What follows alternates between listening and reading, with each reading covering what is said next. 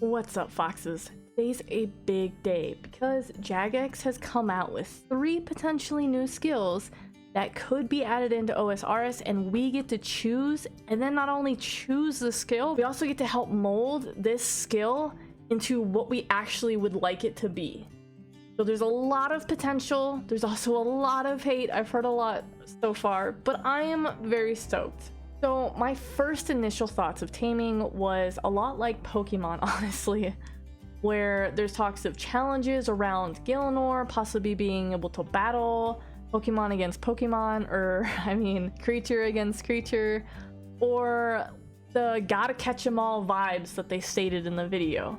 And even a type of collection book, which just makes me think of a Pokédex that's for your battle pets. As for what I'd like to see from this skill, if it were to pass, is that the old pets that are already in the game actually get to be a part of this. They would get abilities, you would get to use them either in battle or use their abilities outside of battle, however that's going to play out and work. It would be awesome if in your POH you could have like a sanctuary for them that's customizable, separate from the other pets that aren't going to have abilities unless they're planning to do this across the board for all of the pets. It would be nice to be able to separate them from the ones that, you know, you can take into battle and level up, and the ones that just look cute, you know, probably like the cat and, you know, stuff like that.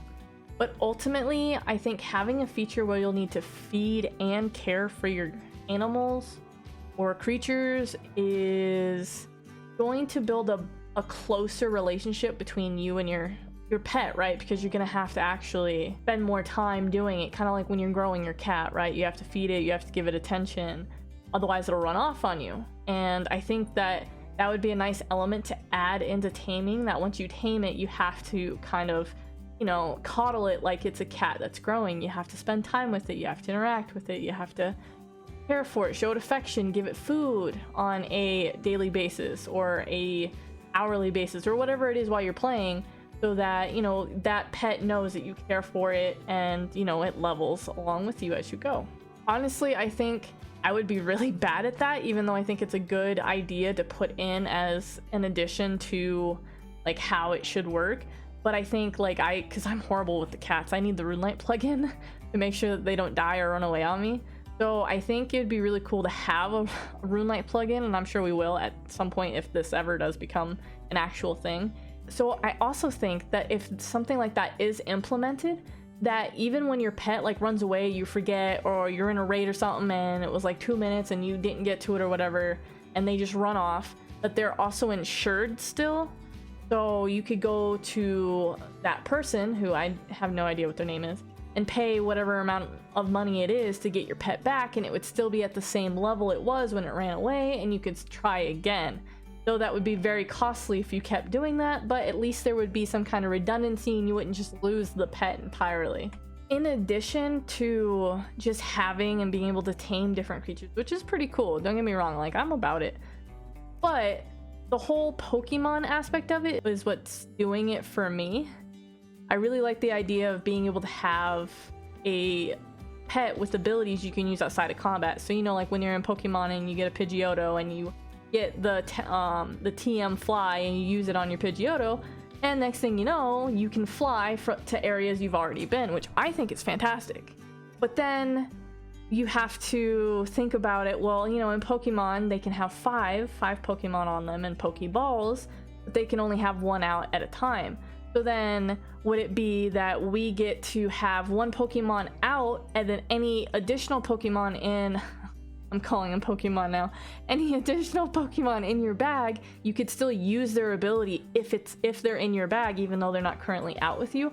Or is it they have to be out for you to be able to use their ability? And either way, if they allow storage in your bag, even though it's kind of a waste of space, but if you're just doing like quests or something that helps you get around quicker, I don't think it would be, you know, a waste of bag space. But you could put, you know, a few more Pokemon in your bag and then just switch them out whenever you needed to fly or dig or whatever you were trying to do. I have no idea, but you know what I mean.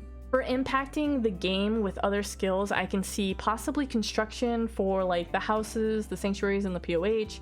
I can see crafting for maybe like devices that you will need to tame different beasts.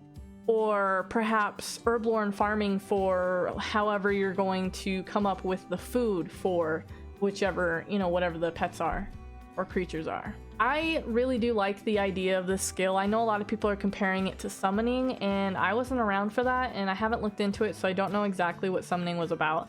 Though the video did say it was different than summoning, so I guess we'll just have to wait and see exactly how they, you know, lay that out.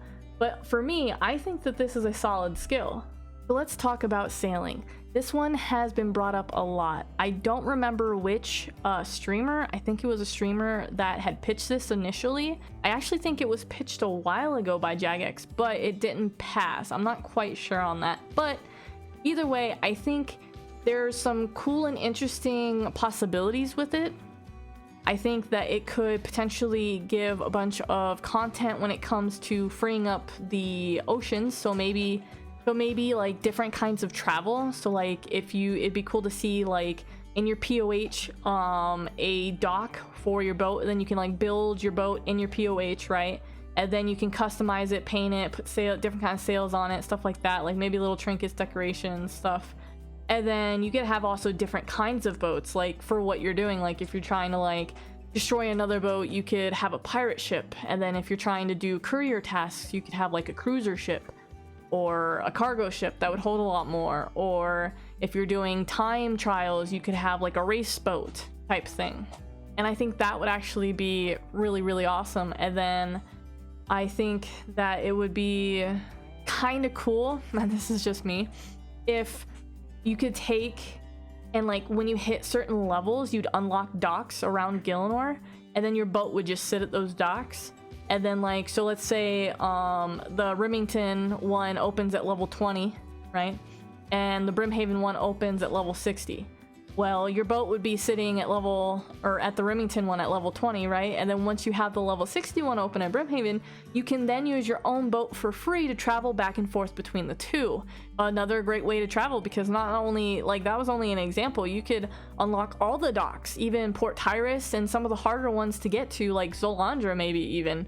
You could have like a dock nearby or something where it would be another type of portal or way to get there, and then every time you used your own boat, you got sailing XP on top of it. I like the fact that they're trying to incorporate as well as like a new skill, but like new quests with it, and maybe new adventures. They did talk about like stormy seas and sea monsters, so maybe there might be some kind of boss out there other than, you know, the known Temporos.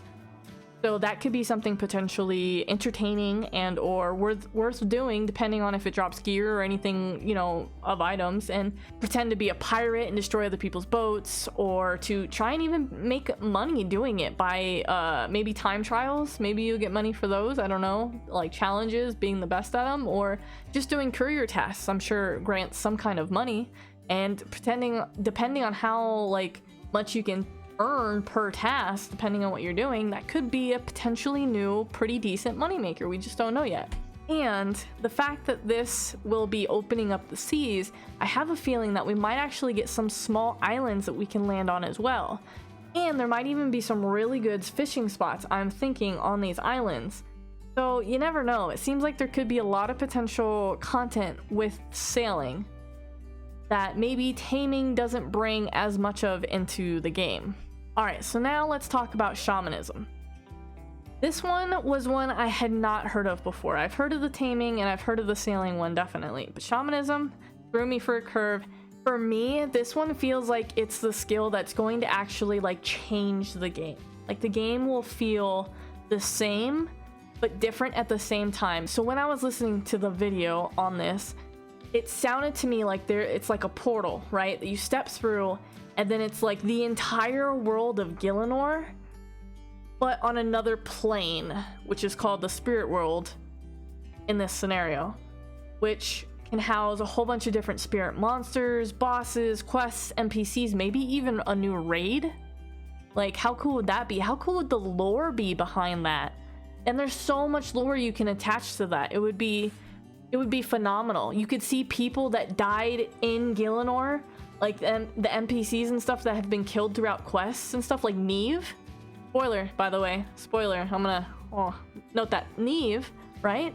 Neve could definitely be sitting there in the spirit world for us, you know? Like, how cool would that be?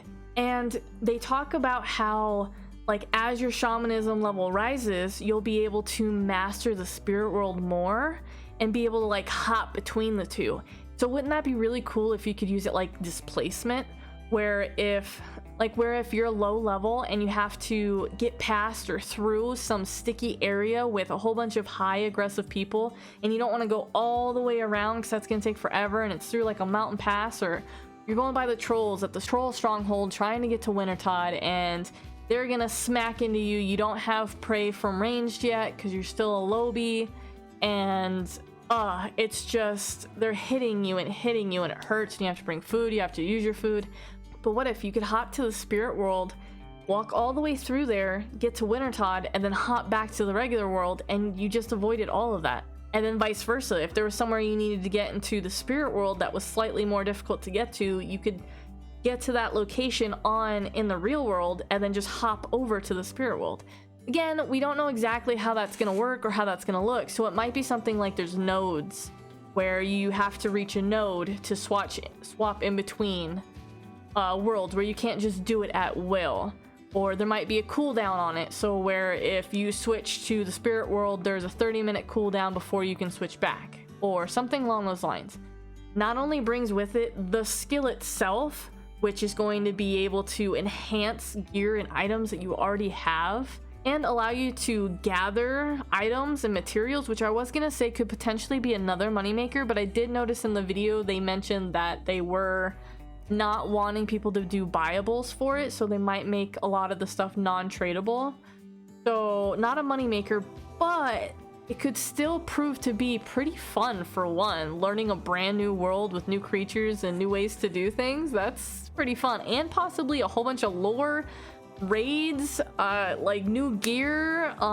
You could potentially have it to where you can put an enhancement on a lower piece of gear and have it perform as well, if not better, than a mid to mid higher tier gear for raids and stuff. So you could have someone who's lower level, who doesn't have, like an Iron Man, who doesn't have access to that gear because it hasn't dropped for them off the boss they've been trying to do yet.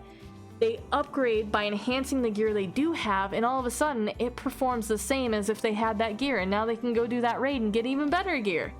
Like, how great would that be? I don't know. I'm pretty stoked. I think I'm honestly thinking that Shamanism is the one that I would like to see win. But we all have opinions, so why don't you guys leave a comment with the one that you think should win? Alright guys, thanks for talking. Till next time, see ya, Foxes.